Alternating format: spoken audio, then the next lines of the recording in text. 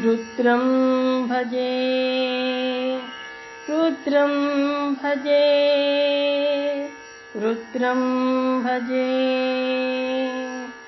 नमामि शमीशाननिर्वाणरूपं विभुं व्यापकं ब्रह्मवेदस्वरूपं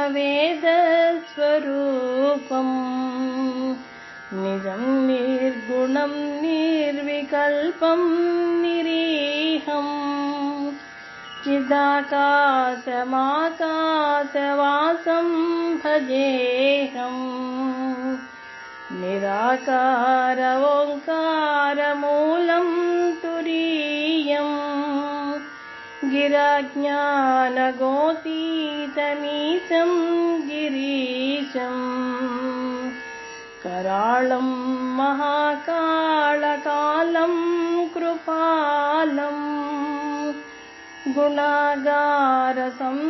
गुणागारसंसारपारं नतोऽहम् तुषाराद्रिसंकाशगौरं गभीरं मनोभूतकोटिप्रभासे शरीरम् पुरन्मौलिकल्लोलिनी चारुगङ्गा लसत्बालबालेन्दुकण्ठे भुजङ्गा चलत्कुण्डलं शुभ्रनेत्रं विशालं प्रसन्नाननं नीलकण्ठं दयाळुं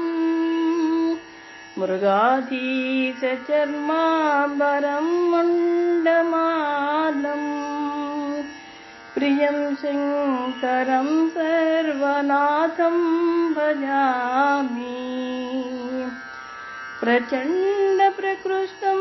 प्रगल्भं परेशम् अखण्डं भजे भानुकोटिप्रकाशम् त्रयीशूलनिर्मूलनं शूलपाणिं भजेऽहं भवानीपतिं भावगम्यम् प्रचण्डं प्रकृष्टं प्रगल्भं परेशम् अखण्डं भजे भानुकोटिप्रकाशम्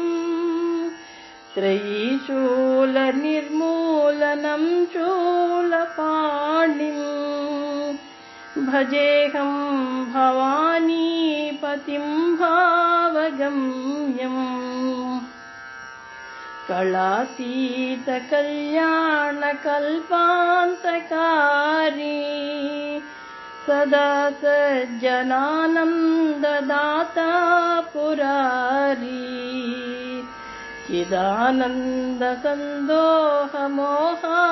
चिदानन्दसन्दोहमोहापहारी प्रसीद प्रसीद प्रभो मन्मधारी नयावतो मानाथपादारविन्दम् भजन्तीह लोके परिवानराणाम् न तावत् सुखं शान्ति सन्तापनाशम् प्रसीद प्रभो सर्वभूताधिवासम् न जानामि योगं जपं नैव पूजाम् नतोऽहं सदा सर्वदा देवतुभ्यम् जराजन्म दुःखो गता तप्यमानम् प्रभो पाहि शापान्नमामीश शम्भो नमामीश शम्भो नमामीश शम्भो रुद्राष्टकमिदं प्रोक्तं विप्रेण हरतुष्टये ये पठन्ति नरा भक्त्या